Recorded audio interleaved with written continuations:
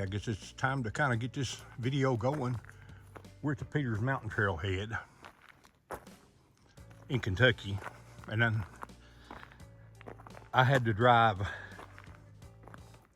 gosh, I guess close to 60 miles from where I live, and I had to go through Pickett State Park, across Parker's Mountain where I took the pictures of the overlook, down to Bell Farm where the picture you just saw of the stream is Rock Creek, and up Peters Mountain Road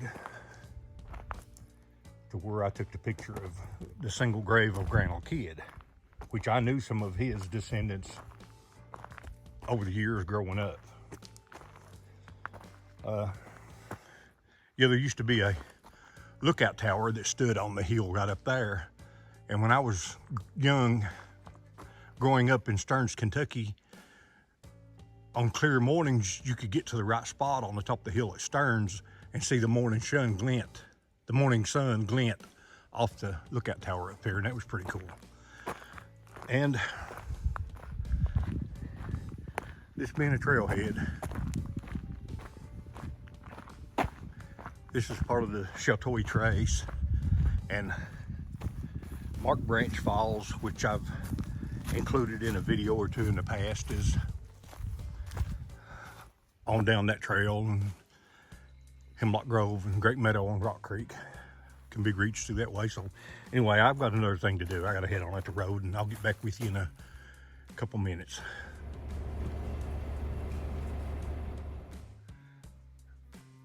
Okay, I drove at this little road about a quarter mile south of Stooping Oak Road on Peters Mountain.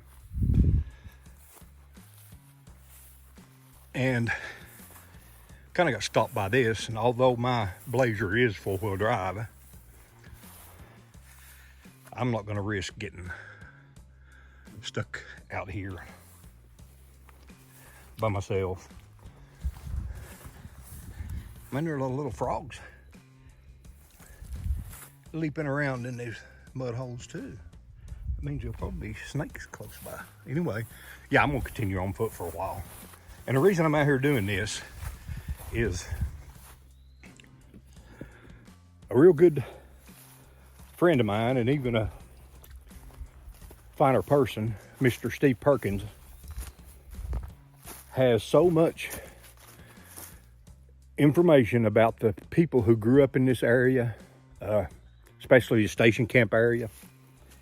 And his family tree runs through several of the families that populated this area. And today he wants me to look for the home site of W.R. Hatfield, who is buried in Church Creek Lodge Cemetery along Station Camp Creek. And he owned a vast amount of land down there. But they came from just west of here in the Little River country and moved up in here on Peters Mountain, and some of them on Rock Creek, and made their way on down to the station camp area. So yeah, I'm gonna give it a look. It's hard to find home sites and stuff like this in the summer when the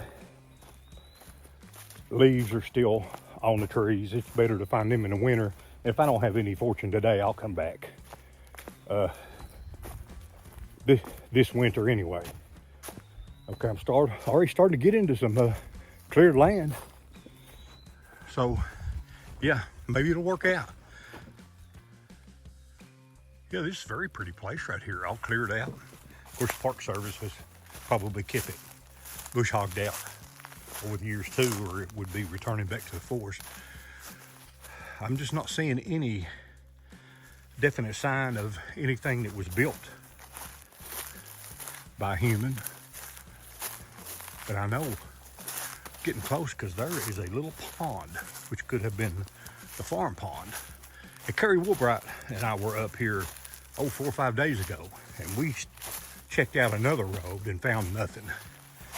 But it's really kind of bugged me ever since, and I don't know, just kind of on the spur of the moment this morning, just decided I'm gonna come back up here and check out another one of these old roads. So here I am. Let's go check the pond out. Yeah, now right there is a beautiful little creature. Not a real big copperhead. I'd say if he stretched out 18-inch length range, and I've got him zoomed up pretty good, but I just happened to see him. I wasn't a step or two away, and look how good he blends in when I'm not zooming.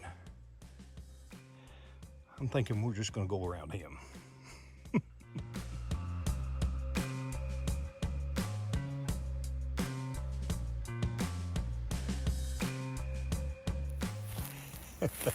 Yeah, nothing like seeing a copperhead to make you look at the ground instead of up at what you really need to be looking at. But we'll continue.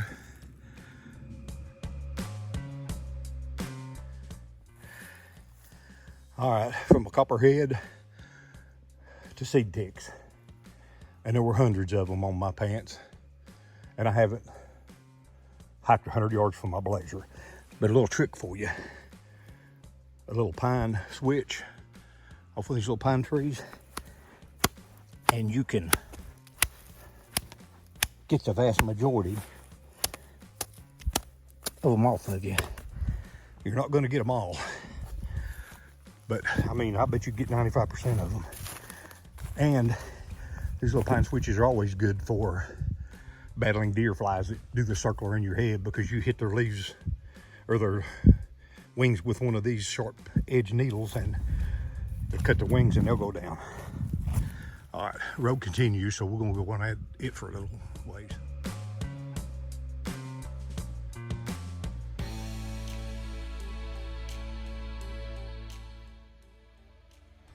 Yeah, you can see those kind of bumblebee type things swarming around, and something has really put the hurt on them. A hole that big, that has to be a bear. I can't really see a definitive footprint in it, but yeah, they've dug all over the roots of this old dead tree, and I don't want to get these things stirred up, but yeah, bears got into there, done some real damage. Yeah, we're gonna move on. Okay, here it is, kind of from the other side, and man, they've slung dirt 5 feet back from that hole. They really tore into that. Okay.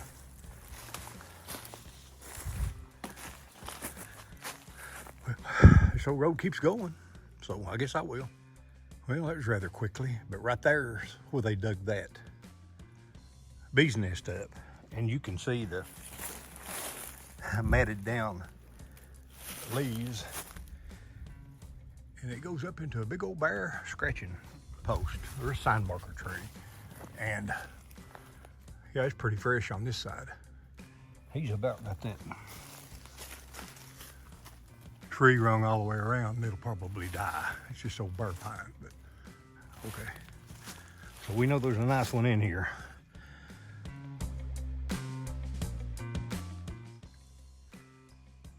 Yeah, the road got a lot worse, right 100 yards behind me up the top of the hill where it kind of dropped off down here, but the original trail keeps going, but it is so thick with mountain laurel, just all grown up, and even the ground cover.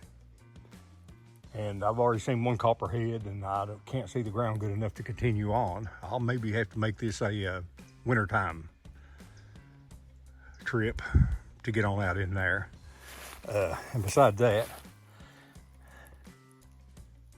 big old pile of bear dew. That's several days old at least, but it's kind of dried up. But yeah, I'm gonna turn around, head back up the mountain, back to the old blazer, and see what I can get into after that.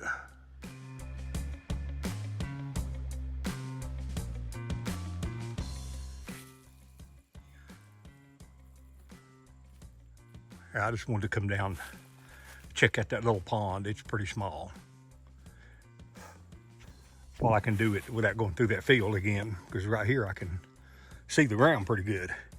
And I don't know if you can see it or not, but this is the second one of the day. You can actually see where a bear steps in his own footprints, coming right up through here. And I've seen this before other places.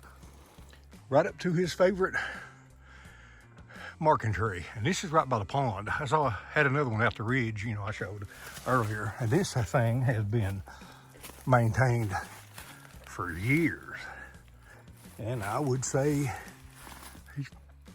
this tree's probably gonna die too from this damage. And right there's fresh. Look at that.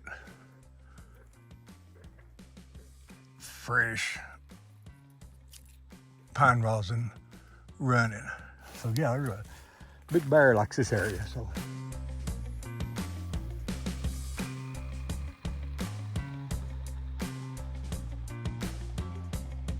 I'll go back up here and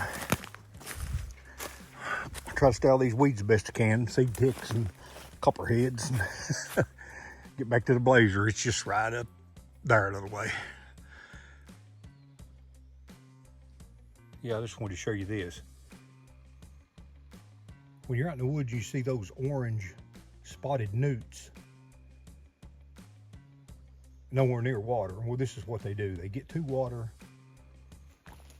and they do that. They turn dark and they mature. Then they can breed and lay their eggs and hatch their youngins out. But okay, enough of that. I'm right here at my old blazer. Okay, folks. The home site of William Riley Hatfield, or W.R. Hatfield, escaped me today. Or at least the original home site of his.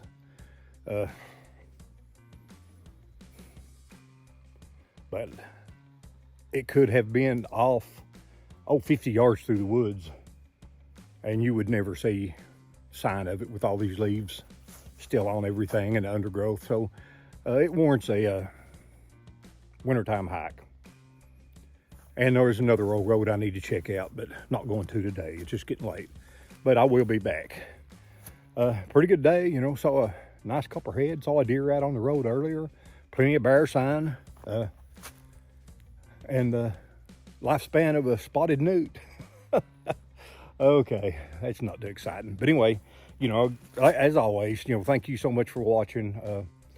You know, as long as you guys watch them, I'll keep making them. So it's Peppo in the Woods. See ya.